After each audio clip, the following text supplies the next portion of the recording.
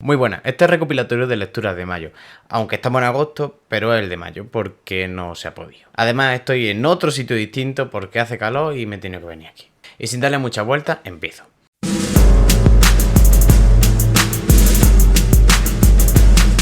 La verdad es que mayo fue un buen mes en cuanto a la calidad de lo que leí y en cuanto al número. He leído varias novelas cortas, lo cual pues hace que, bueno, que se lee más rápido, obviamente.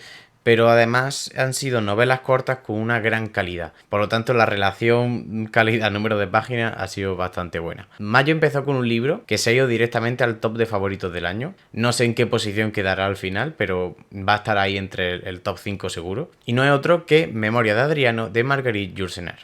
Marguerite Yourcenar escribió esta novela, que es su novela más famosa, y que no es muy fácil de catalogar porque no entra dentro de la novela histórica. Es novela histórica, pero también entra dentro de la falsa memoria y también puede entrar dentro del género epistolar. Estamos hablando de un libro en el que el emperador Adriano escribe una carta, el contenido del libro es esa propia carta, comenzando con querido Marco.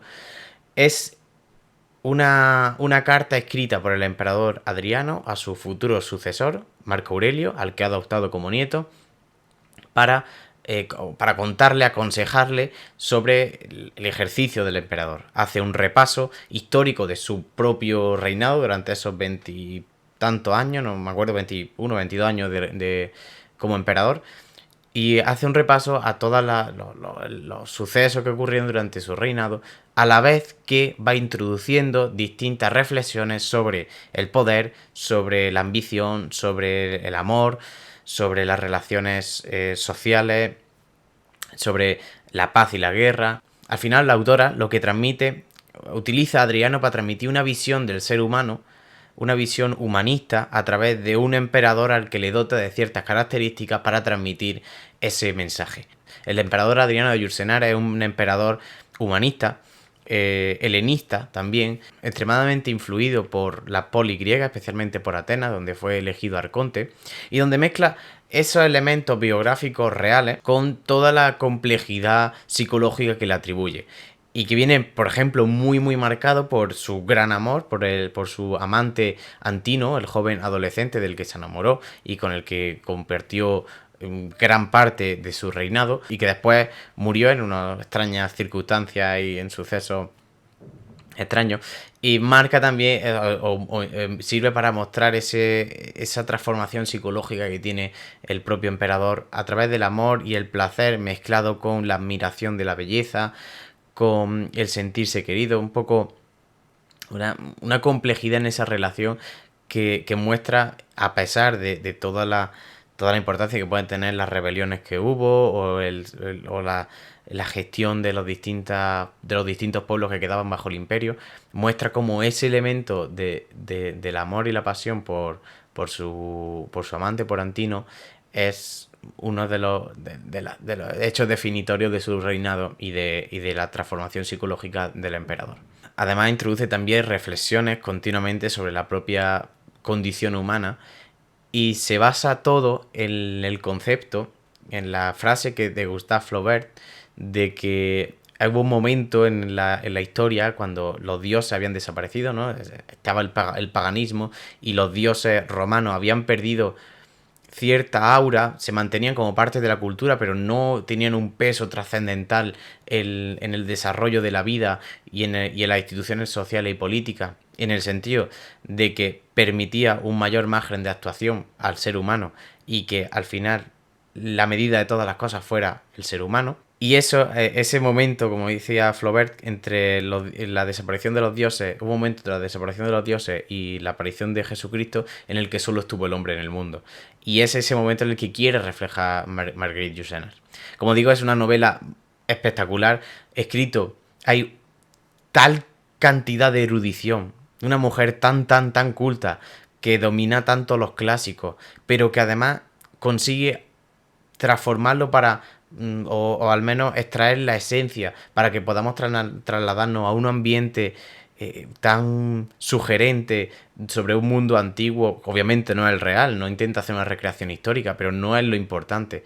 Y eso lo hace de una forma tan bonita, escribiendo tan bien, con una profundidad en lo que escribe, porque hay un significado también detrás de esas reflexiones, y que al final se convierte en una novela completa, una novela que te desborda por todos lados y que al que después va a volver. Además, es una novela que yo creo que para escribirla requiere haber vivido una vida, ¿no? Ella dice, al final, las notas finales dice, hay ciertos libros que no pueden escribirse antes de los 40, porque yo creo que requiere de esas experiencias. También su antes de los 40 significa haber pasado por la Segunda Guerra Mundial.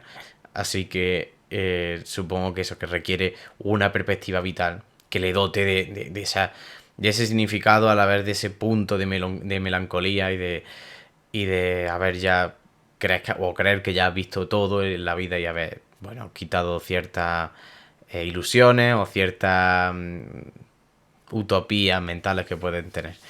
De hecho, esta creo que es una novela muy interesante. Yo me la he leído ahora, con 28 años, y yo creo que si me la leo dentro de 20 años, cuando tenga 48, la veré completamente distinta. Y en cualquier caso, una novela a la que volver de vez en cuando para releer, simplemente para releer párrafos y decir, qué bien escrito está esto. Y por supuesto, de Marguerite Yourcenar, de esta novela de Memoria de Adriano, saldrá en su momento un vídeo que ya lo tengo ahí, lo tengo ya encaminado. Después continué con Novela de ajedrez, que es un relato corto, una novela corta o cuento largo de Stefan Zweig.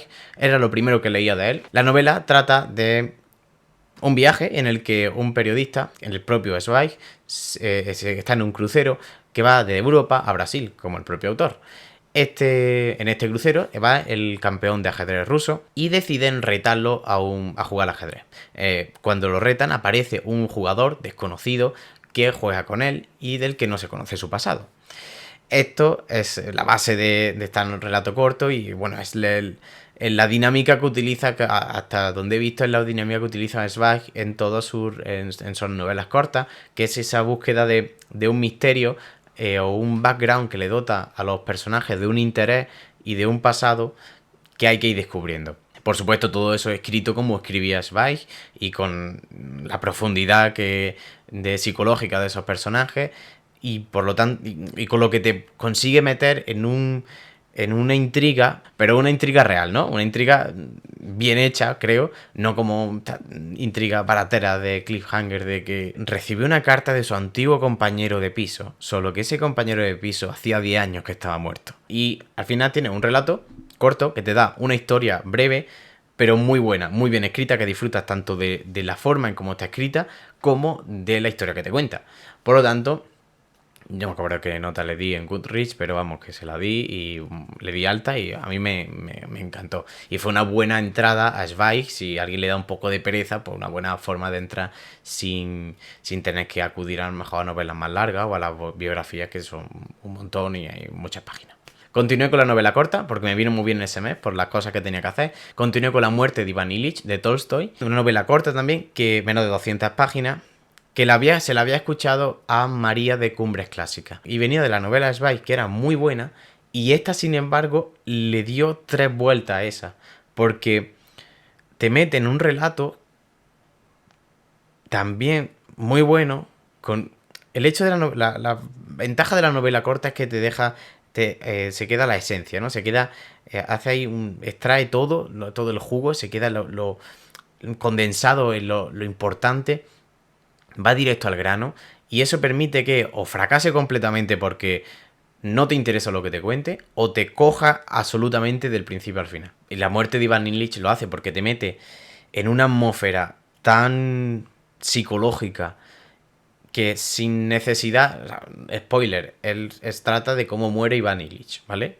Como dice el título. Te mete en la psicología de un personaje que sin necesidad de acción o de trasladar el escenario fuera de la habitación donde está ese hombre, te angustia de una manera ver el proceso por el que llega a la muerte y las reflexiones que eso supone, que ves la calidad, obviamente, abrumadora y tremenda de Tolstoy escribiendo y con la capacidad que tiene para transmitir a través en este caso de tan pocas páginas. Es de estas que se te queda después, le vas dando vueltas a situaciones o a frases, a las ideas que se te han quedado, de estas historias que vuelven a ti, ¿no? Que le estás dando vueltas incluso meses después. A la par que leía esto, también estuve leyendo El espíritu de la ilustración de Svetan Todorov, un libro que hace un repaso por las principales ideas de la ilustración, ¿no? La razón, la tolerancia religiosa, la dignidad humana, el progreso científico. Todo esto hace un repaso de forma bastante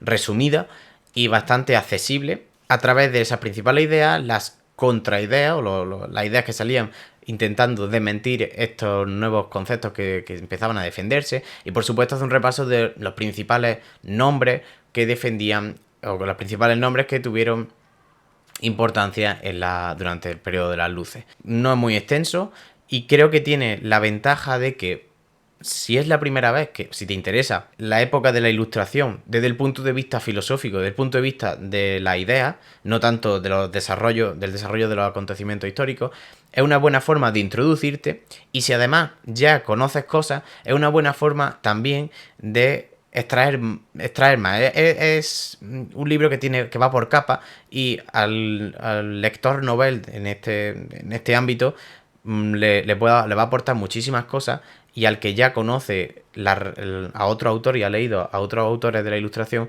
le va a permitir extraer también conclusiones. Por lo tanto, es interesante en esos dos sentidos. Además, explica muy bien la dicotomía que existe hasta la fecha y que explica en gran medida los posicionamientos ideológicos que existen, la diferencia entre los posicionamientos que tienden a la izquierda y tienden a la derecha, en cuanto al conflicto que puede existir entre la libertad individual y los derechos individuales y el bien social o el bien colectivo, y cómo ese debate y esa pulsión está constantemente en la sociedad. En algunos casos el bien social prima sobre la libertad individual o los derechos individuales, y en otro caso sucede al revés. Después me pasé a Carta de una desconocida, también de Stefan Zweig, una novela corta también, que me pareció bastante mejor que la de novela de ajedrez. Trata de una carta que recibe un escritor de una desconocida, donde ésta le cuenta su vida y le dice, le cuenta, esto al principio, le dice: voy a poner fin a mi vida y quiero explicarte por qué, y por qué eres tú la causa de ello. Claro, el hombre se queda un poco parado y a lo largo de la carta le va explicando por qué él está relacionado con su muerte. De nuevo, en Zweig tiene eso, ¿no? De esa intriga, quién es esta mujer, cuál es su pasado, y cómo el pasado es el eje conductor de la novela hasta llegar al momento presente. Me gustó más que novelas de ajedrez porque es más intensa, es más dramática, está para mí mejor escrita, aunque le pongo ciertas pegas al desarrollo, razones y motivaciones de la desconocida que escribe la carta, la verdad. Pero fue una segunda aproximación a Zweig totalmente acertada y que pues me fue haciendo que me interesara aún más. Y por último, los dos últimos que leí en mayo. En primer lugar, 3 horas en el Museo del Prado, de Eugenio Dors. Era filósofo, era periodista, ensayista y también era crítico de arte. Y escribe un libro donde se supone que realiza un repaso o propone una guía de cómo visitar el Museo del Prado en 3 horas, acompañándote y acercándote a la obra, a una selección de obras que para él habría que visitar en el Prado. Al final es un libro sobre arte. Si te interesa el arte, pues te gustará. Y si no te interesa nada, pues supongo que no te gustará. Y si te quieres empezar a introducir, es una buena forma quizá de entrar. Y la otra y última ha sido Calomarde, de Sergio del Molino. Una biografía también corta sobre la figura de Calomarde. Una de las figuras quizá más abyectas y pésimas que ha existido en la historia de España. Una revista, un tipo que vivió finales del 18 y principios del 19, que vivió toda la convulsión que había antes con el reinado de Carlos IV, la guerra de independencia, posteriormente la vuelta de Fernando VII, y que fue uno de los personajes que supo moverse mejor en la corte y cambiar completamente de bando y de chaqueta una y otra vez, adaptarse, defender tanto los preceptos liberales como después transformarse completamente y estar al mando de la restauración de la Inquisición en España por Fernando VII, poniendo en marcha unas listas negras en todo el país, y con las que la Inquisición, pues bueno, iba limpiando un poquito de enemigos de Fernando VII, de la corona y en general de los absolutistas. Es una historia, es una biografía, un libro sobre historia, corto, interesante, fácil de leer, muy adaptado en cuanto al lenguaje. Sergio Molino es un escritor que tiene experiencia, que escribe bien y que sabe condensar la información para que no se te vaya el hilo en ningún momento ni te aburra. La verdad es que también si eso interesa, pues lo recomiendo. Y si te interesa esa época, pues te da el contrapunto a la visión liberal, ¿no? O sea, antes habíamos estado con el libro sobre la ilustración y la principal idea de la ilustración, pues esto te da el contrapunto a esa visión liberal con ese bando conservador que existía en España y que luchaba contra la imposición de la idea, de que se extendiesen las ideas, peligrosas ideas revolucionarias de Francia que se habían dado en ese momento. Y esa ha sido la recopilación de mayo, un poquito de todo. Ha sido un mes creo que completo, estoy satisfecho. Han sido todas, me han gustado, no ha habido ninguna que no me haya gustado en absoluto, no como el mes anterior que sí había un par de ellas que habían sido reguleras. Así que muy bien. Y ya está, iré subiendo reseñas, no se van a parar las reseñas, solamente que quería sacar este vídeo porque también me interesa comentar estos libros y así también pues me desahogo y puedo comentarlo con alguien. Si te ha gustado, dale like y como siempre comenta cualquier cosa que creas interesante, si has leído alguno de estos libros, si me recomienda algún otro, siempre es muy interesante y lo agradezco muchísimo. Dale a like porque si le das a like, YouTube entiende que el vídeo está bien y entonces pues ayuda bastante, lo va colocando mejor. Y suscríbete si no estás, dale a la campanita que es importante que después no salen las notificaciones. Y sin más, nos vemos, muchas gracias por ver el vídeo y hasta pronto.